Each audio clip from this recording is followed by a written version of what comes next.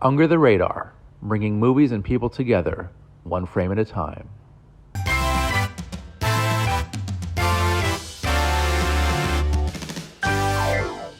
Hey guys, I'm Rand Younger, and this is a very special edition of Under the Radar, bringing movies and people together, one frame at a time. And this is actually the very first episode premiering on Slam Radio XM through Sirius XM. Very exciting. And we're going to just do some movie reviews as usual. But this is not your standard Under the Radar. It's a little more condensed. And we're going to do two reviews. We're going to do one new film and one old film. Basically, both films take place in the water mostly. And the first film is The Little Mermaid, now out in theaters, the remake of the classic animated Disney tale, also an adaptation of Hans Christian Andersen's story. We're going to compare and contrast that with the 1984 Tom Hanks, Daryl Hannah romantic comedy Splash. But first, I just want to welcome my lovely panel of guest critics tonight. We've got Rachel Kolb. Welcome back, Rachel. Happy to be back here. And Eric Godfrey. Welcome back, sir. Hi, good to be back as well. How's it going, guys? I know things are a little weird now in the world with the wildfires in Canada. I know that it was very orange today in Manhattan and kind of disturbing, like a gigantic bonfire had gone off. And yeah, just are you guys safe right now? Oh yeah. Yeah, we're safe. definitely safe. You can definitely smell and feel the effects of it. It's almost like you have like a coating on the inside of your mouth, and it Right. just kind of smells like a barbecue. Yeah. Yeah. Very, very unpleasant. Hopefully, we'll get it under control at some point. We really don't need this because we're just coming off the pandemic and it's like one thing after the other. And yeah, we don't really need this at all. Thankfully, though, we have some good movies to get us through the hard times. That has always been my mission. You guys know that. We need good art in this world to get us through the hard times. And our first review is The Little Mermaid. And it is the classic tale of a young princess mermaid who is fascinated by the human world, and she wants to basically be a part of it all. And she falls in love with Eric. And the whole movie is basically her coexisting with humans after she makes a deal with a sea witch to get legs, but only in exchange for her voice. Personally, The Little Mermaid, the original from 1989, it's one of the earliest movie experiences I have. I believe I had some of the Happy Meal toys, and it's just a beautiful film. It ushered in the Disney Renaissance, which was fantastic throughout the 90s. The remake, it's good. I enjoyed it. It was a little long. It was about 2 hours, 15 minutes. So I would have shaved off a number of minutes over there. I think Halle Bailey was fantastic. I thought she was perfect in the role as Ariel. And the same goes for Melissa McCarthy. I thought she was great as well as Ursula. But what were your thoughts, guys? I'm very curious. Rachel. Well, to echo what you said, definitely Halle Bailey and Melissa McCarthy are the Yes, sir. standouts of the movie. They are both really fantastic. Especially McCarthy just feels like she's having so much fun with the role. And she definitely brings a menace that I didn't necessarily know was in her wheelhouse as an actress. And it was really fun to get to see her play that. Um, I I will say that my biggest quibble with the movie is that they cut back on a lot of the harmonies and a lot of the big chorus moments that I had really enjoyed in some of the other Disney remakes, particularly in the Disney Beauty and the Beast. We missed out on a lot of those lovely harmonies on Under the Sea, on Kiss the Girl. Kiss the Girl at least had a few more vocals added in there, but I don't think that Aquafina is. I would have liked to hear a few more voices in there, is all I'm saying. I'll tell you though, there was a new song introduced, Scuttlebutt, performed by Aquafina. I enjoyed it. It had like a really cool rap moment. That was a nice addition, I think. I'm of two minds of it because you're right. Because the thing is, it's like obviously it's Lin-Manuel Miranda doing his thing. You get David Diggs, you got Aquafina, and it is clever. It's Lin's usual, very clever with his rhymes. And but I think the problem is just it's like where did this come from? Why is Yeah. Scuttle suddenly rapping to everyone? It's like it was almost like at least if when Scuttle had been introduced, like Yeah. like I said, like if there was like a Dinglehopper rap or something, then I'd be like, oh, okay, that's just Scuttlebutt's a rapping Yeah. bird. But then it's like here's a rap. All right, let's move on. It was a little random, a little out Yeah, of place, yeah. but I Yeah. Well, enjoyed it. you actually had a very good comparison, Oh, because yeah. so I compared it to. Do you remember the original Johnny Depp Alice in Wonderland movie? Yeah, there was a The weird first one they where did. he like dances and like The Michael Tim Burton, Jackson. yeah. At the end of the like, you have this weird like, well, all of a sudden like Johnny Depp's like, "Yay, I'm happy again," and does like the most outrageous dance. Like everybody in the audience just goes, "What Yeah, was that?" yeah, And it was just, and then everyone goes back to normal. Like that didn't just happen. right. I don't know why they do that. They Yeah. probably to make sure that we're still paying attention, maybe. Yes.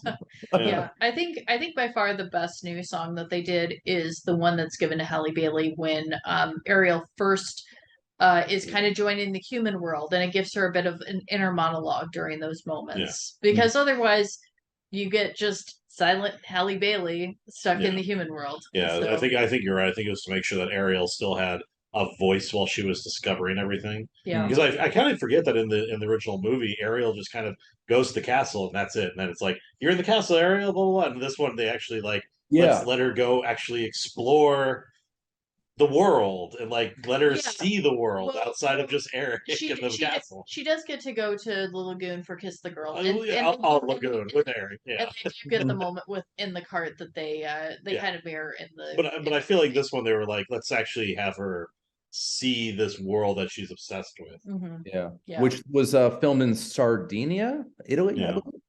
believe. Which looked great, and I do love what they did with that story.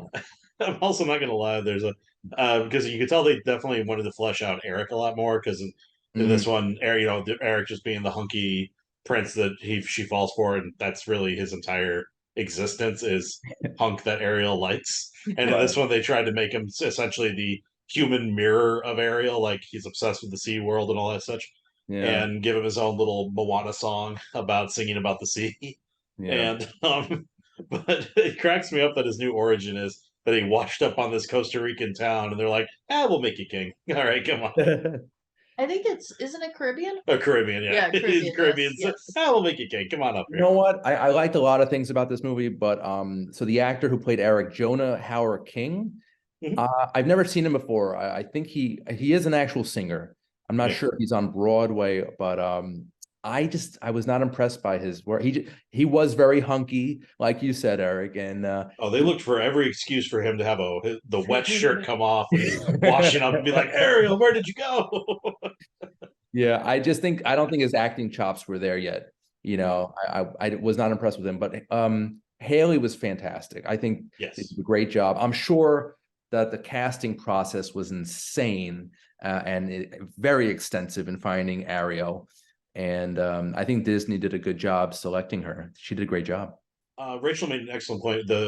We went to a pretty sold out screening still at this point, Yeah. and it was a lot of families, like a lot of Yeah. kids A running lot of around. kids. And kind of one of the things that even that she noticed and I noticed that really shows you how much this is that these kids were still being pretty much a terror, running around doing their things. You can Yeah. hear, but Which we when didn't mind because which yeah, it's a kid, it's a kids, it's yeah, Disney movie. But yeah, it's family when movie. she started singing "Part of Your World," Hmm.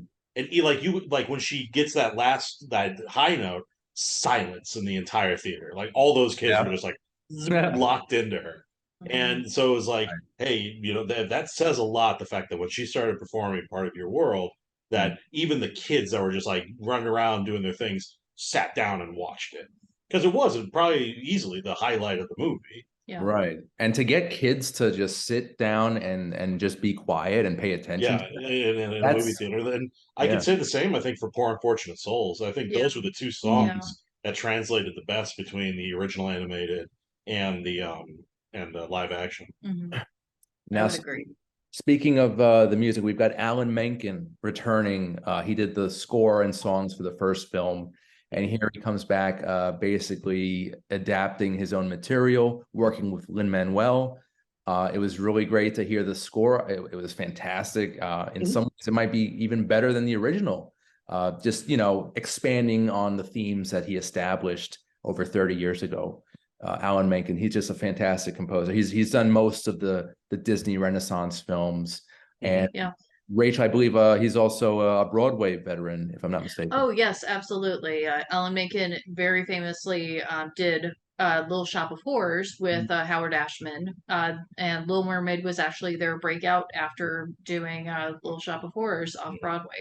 So Nice. I will say that as I do enjoy Lin-Manuel Miranda, I'm very much a fan of his. But every time I see any Disney movie try to do new lyrics and new music for their movies, I always just I miss Howard Ashman so much. Yeah, You felt it in the Yeah. Aladdin remake. You felt it in this. Like it's just he had a very special something It's hard to emulate that cannot be voice. replaced. So Yeah. He was definitely in a league of his own. No pun intended, league. But I compare him to maybe like Mark Shaman, kind of that. He's in that vein. I wouldn't say, maybe he mirrors a little bit John Williams. It's a little Jerry Goldsmith, but no, he is a fantastic composer, and yeah, the soundtrack to the original Little Mermaid stands the test of time. Under the Sea was really given a great treatment in this in the remake. Yeah. My only complaint was, for some reason, it's like I still don't know why they basically turned Under the Sea into a duet when it's like this is a Yeah. celebration. The sea Right. is singing with Sebastian. It's Yeah. like, so I was kind of trying to figure out why it's basically just Sebastian with Ariel singing and not it's the kind of sea like singing with them. if you're comparing like the Howard Ashman, Alan Menken movies from the Renaissance, it's basically the Be Our Guest of this movie. It's the one that gets everybody, and like it's supposed to be the big chorus big number. party. So Yeah, it was kind of strange. And while it was visually fantastic, you're right. Like the visual was a party and bombastic and colorful and awesome. It's like, but I want all the fishies singing. I want all the cool things happening. Yeah, they also did the same thing in You've Got a Friend in Me. That's like the Menken staple. In middle of the movie, celebratory song. Just bring every character into the mix for that one big musical number, and it's great. I love that stuff. Yeah, the music in the remake here, big fan. Poor Unfortunate Souls was great. I think Melissa McCarthy was fantastic. She was chewing up the scenery left and right. I wanted more of her. I think they should do a spinoff of just her backstory. I think that'd be great. Well, I mean, they've technically done that in some of the direct to DVD, direct to VHS Disney sequels. Oh God. Perhaps we don't need as much of that. But, okay, maybe not. Yeah. How many sequels have they done? I know that they've done 3 or 4. Yeah, I know it's at least 2. Because we had to watch. We had to watch the sequel. It was so bad. Yeah, and the sequel also introduces Ursula's sister, who is also voiced by Pat Carroll, who originally did Ursula. In the original animated film. But yeah, we don't necessarily need all of the spin-offs of Ursula from having seen some of those sequels. Right. I also, speaking of the actors, I think Javier Bardem was fantastic. He looked like a sea king. Again, I wanted more of him as well. I think the visual effects, they seemed very, very fake to me. It kind of took me out of the whole movie experience. Like I wasn't really invested in the visual effects work here. It was all, it was all, I guess, green or blue screen. I could definitely see that. I just wanted to touch on something with Javier Bardem real quick before we moved on. But I thought he was great in it.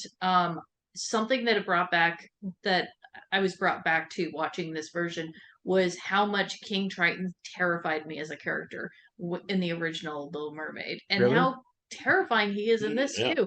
When he goes in and destroys all of her stuff, it was a traumatic moment. Yeah. It's if anything, it kind of gives a, well, I'm not hitting you, but I'm hitting the wall sort of like abusive vibes to it, which Right. when I saw Little Mermaid as a kid, my parents were very concerned about me and my siblings being scared of Ursula, but honestly, King Triton was the character that scared me much more.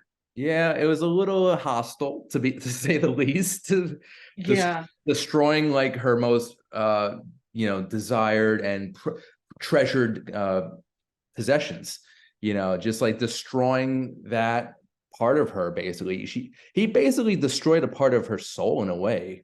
Yeah. Totally broke her heart. And yeah, that was really, it escalated quickly and was totally uncalled for. But That was a I really nice totally agree. statue of Eric. Yeah, Yeah, really nice It was a statue. really nice it statue. was. People worked hard on that, King Triton. That's awesome. So how do I was going to say, oh, sorry.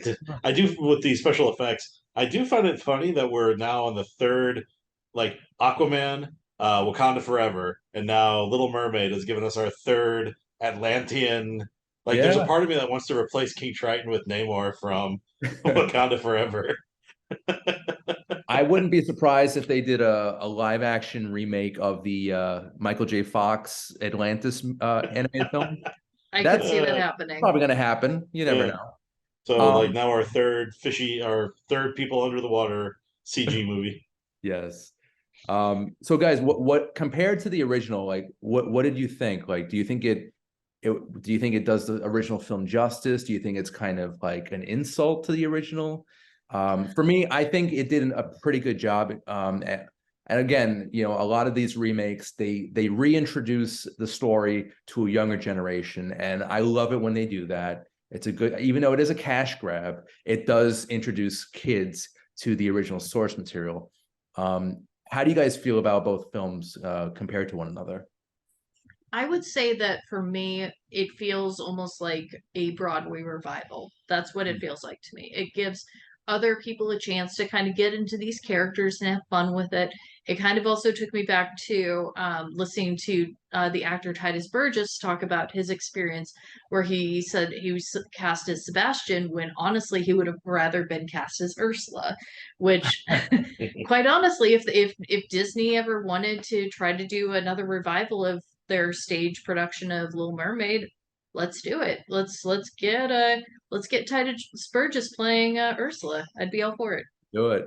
Didn't they do a live action musical Little Mermaid a couple years back with, I think it was Queen Latifah as Ursula? Oh yes, yes they did. Yeah, they did a one of their like live concert ones. Right.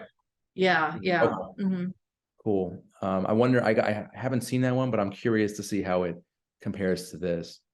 But Yeah, and I know that the Broadway adaptation that they did, it wasn't as well received, but I think that they could easily make some tweaks to it, work on it, and Mhm. bring it back in a really interesting fashion. Nice, nice.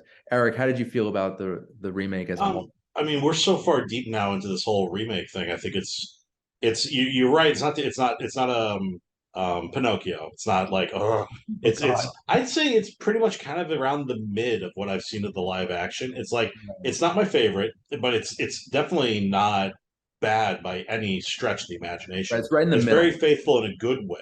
Right. There's a few gripes I have with it, basically with the music, but overall, it's good. It's fine. It's far from my favorite of the live action. So Mm. I'm like almost like it's like the balance point of the Disney live action remakes, where it's fine enough to work, but not bad enough in any way to make me not like the remake project.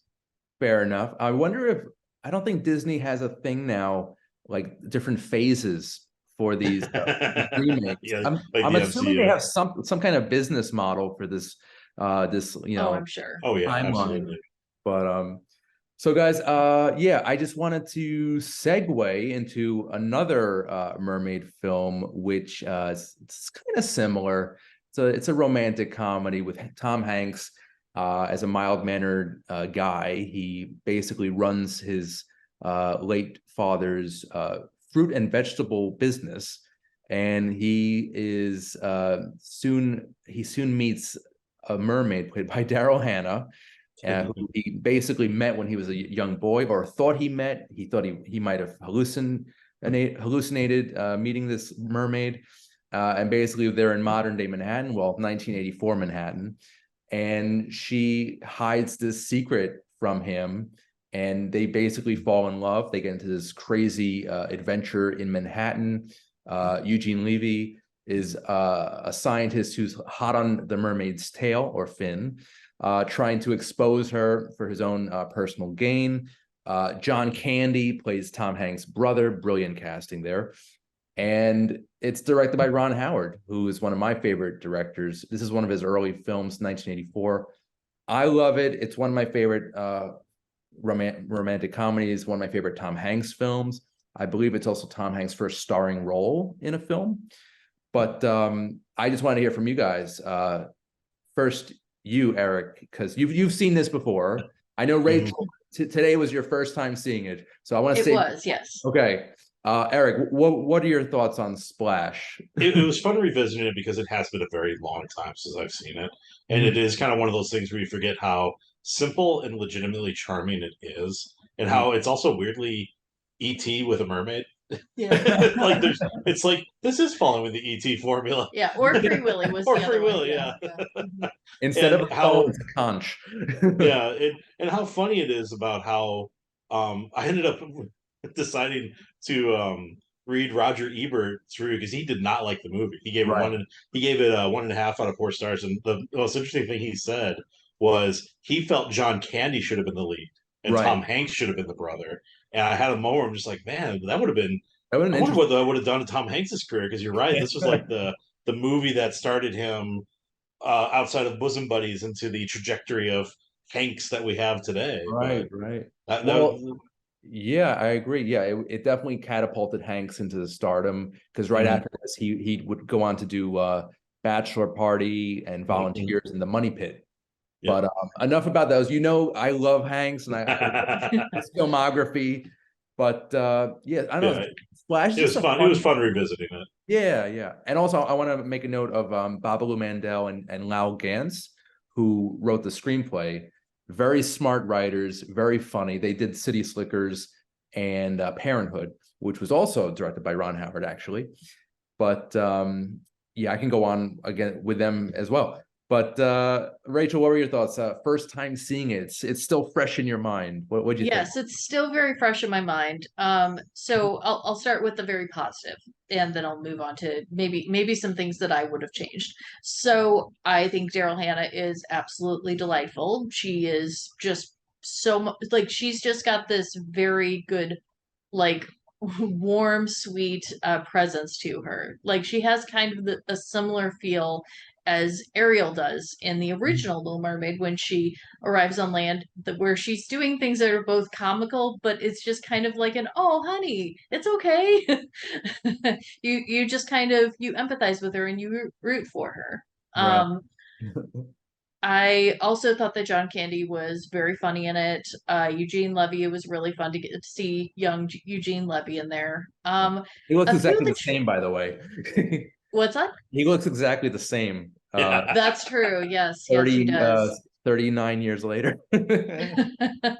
I think some of the choices that were a little strange to me on like after kind of sitting with the movie for a bit, I don't really know why he was a fruit and vegetable vendor. It doesn't ever play into the plot in any way, and he has a girlfriend at the beginning, but literally we never meet her, and they break up like literally over the phone.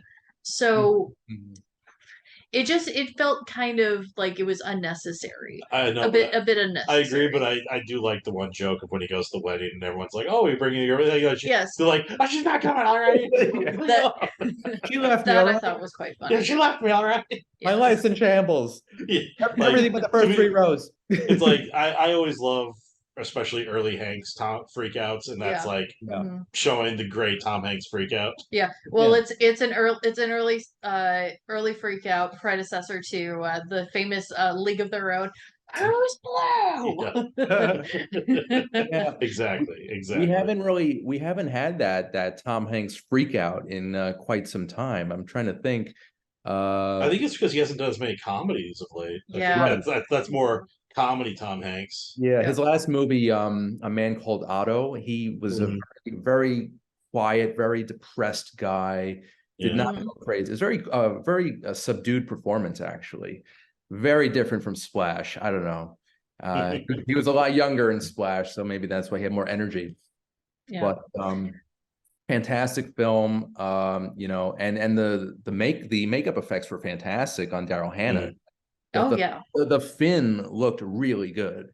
So yeah, I kind of wish that The Little Mermaid had practical effects. Again, the CGI really it was overdone. It took me out of the film. Yeah, so funny thing, speaking of practical effects, towards the end of the movie, I said, "Oh, this is Free Willy," and then I went, "Oh no, this is Shape of Water." Yeah, yeah. The end of this movie is literally Shape of Water, and I'm like, somewhere, like when Shape of Water came out, Ron Howard was sitting in the audience going, "What the hell, Del Toro?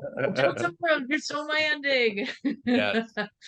Oh, are there any other mermaid movies that you guys enjoy? I'm trying to think of some other mermaid movies. Oh, there was a very strange mermaid movie that I saw a couple years back. I was gonna say Shape of Water. Well, yeah, Shape of Water is a bit more of a thing from the creature rather than mermaid or merman. I don't think it's that's more like a sea creature. Yeah. But great movie, by the way. Even though, I liked Luca a lot, and that was kind of Luca, definitely that very same principle about get them wet, they turn into sea creatures, dry, and they can go on land. I really enjoyed Luca. Nice. Yeah, some merboys in there. Merboys and mer. It was fun seeing some mermen show up at the end. By the way, that was that was quite entertaining. That was cool. That was a good scene. Yeah. Oh, and also, Splash was the first, I believe, TriStar or Touchstone picture. Touchstone. Yeah, because it's the Disney adults, like more adult oriented movies. Right. Gotta show Daryl Hannah's butt. Yeah. So yeah, The Little Mermaid, Splash, Luca, all mermaid movies, all owned by Disney. So I don't know of any non-Disney mermaid movies. Yeah, there's very few. The fish market. I will say that one thing that was very strange also about watching it on Disney Plus was I know that there was some controversy about involving hair covering Daryl Hannah's butt when it first came on Disney Plus, that they had digitally edited it so that there was less exposed. I think of all the things in that movie, that was probably the strangest one to decide to censor, considering there's throwaway lines about John Candy having his letter published in Penthouse. And the running joke about him dropping change to look up women's skirts. And the fact that I'm fairly certain you fully see Daryl Hannah's nipple at one point.